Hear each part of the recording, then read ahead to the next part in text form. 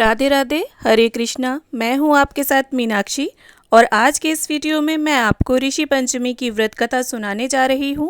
देखिए, ऋषि पंचमी की दो कथाएं हैं, तो यहाँ पर मैं पहली कथा सुनाऊंगी।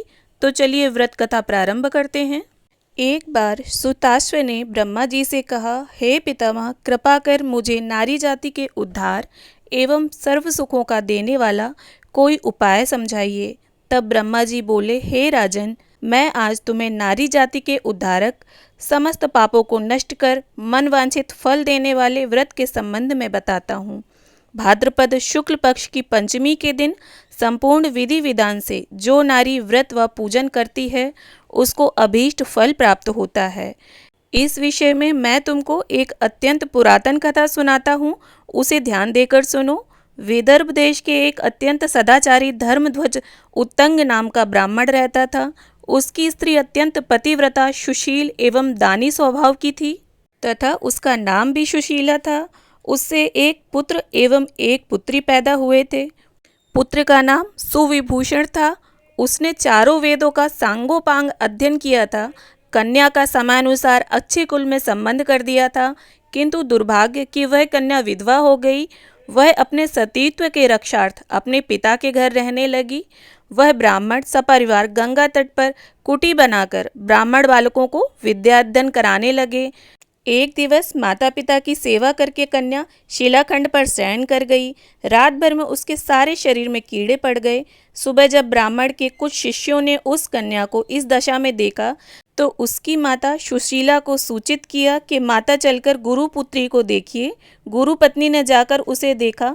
देखते ही सशंकित हो विलाप करने लगी तथा पुत्री को उठाकर ब्राह्मण के पास लाई। ब्राह्मण भी पुत्री की दशा देख अति विस्मित हो दुखी हुए।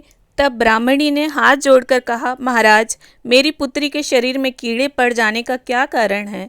तब ब्राह्मण ने ध्यान कर कहा, हे सुप्रिय, इस कन्या का अब से 7 जन्म पूर्व का हाल बताता हूँ, सो सुनो। उस समय यह ब्राह्मणी थी। तब रजस्वला होते हुए भी घर के तमाम बर्तन, भोजन सामग्री छू ली। ऋषि पंचमी व्रत को भी अपमानजनक दृष्टि से देखा। उसी दोष के कारण पुत्री के शरीर में कीड़े उत्पन्न हुए हैं, क्योंकि रजोधर्म वाली नारी को पहले दिन चांडालिनी, दूसरे दिन ब्रह्मघातनी, तीसरे दिन धोबिन के समान शास्त्रों में माना गया है। तुम्हारी कन्या ने ऋषि पंचमी के दर्शन अपमान के साथ किए। इससे ब्राह्मण कुल में जन्म पाकर भी दोष मुक्त न हुई। तब सुशीला ने कहा, महाराज, इस उत्तम व्रत का इस कन्या के समक्ष विधि पूर्वक वर्णन कीजिए, जिससे समस्त सांसारिक प्राणी लाभ उठा सकें। ब्राह्मण बोले, हे सहधर्मिणी, यह व्रत भाद्रपद मास की शुक्ल पक्ष की पंचमी तिथि को किया जाता है।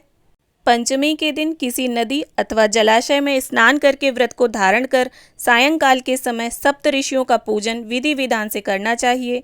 भूमि को गौ के गोबर से लीप कर शुद्ध करना चाहिए। वहाँ अष्टदल कमल बनाकर नीचे सप्त ऋषियों की स्थापना कर प्रार्थना करें। महर्षि कश्यप, अत्रि, भारद्वाज, विश्वामित्र, गौतम, जमदग्नि, ऋषि वशिष्ठ, महर्षियों की स्थापना कर आचमन, स्नान, चंदन, फल, फूल, दीप, नैवेद्य आदि से पूजन कर व्रत की सफलता की कामना करनी चाहिए। इस व्रत को करके उद्यापन भी विधि पूर्वक करना चाहिए। चतुर्थी के दिन एक बार भोजन करके पंचमी के दिन व्रत आरंभ करें। सुबह किसी नदी अथवा जलाशय में नित्य कर्म से निवृत्त हो दातुन करें, स्नान करें, गौ के गोबर से लीप कर सर्वतोभद्र चक्र बनावें, उस पर कलश स्थापित करें, कलश के कंठ में नवीन वस्त्र बांधें। पूजन सामग्री एकत्र कर अष्टदल कमल पर सप्त ऋषियों की स्वर्ण प्रतिमा स्थापित करें।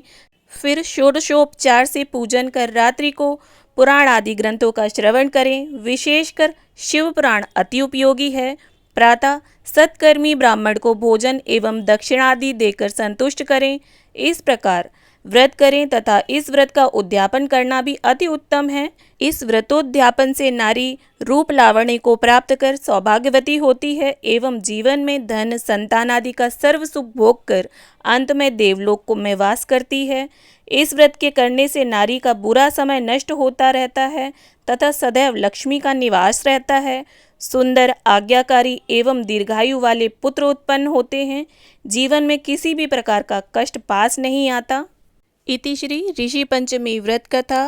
बोलो सप्त ऋषियों की जय। बोलो गणपति महाराज की जय। तो ऋषि पंचमी व्रत की कथा समाप्त। इसी तरह की पूजा पाठ और व्रत कथाओं से संबंधित वीडियोस देखने के लिए चैनल पर ज़रूर आइएगा और इस वीडियो को अंत तक देखने व सुनने के लिए बहुत बहुत धन्यवाद।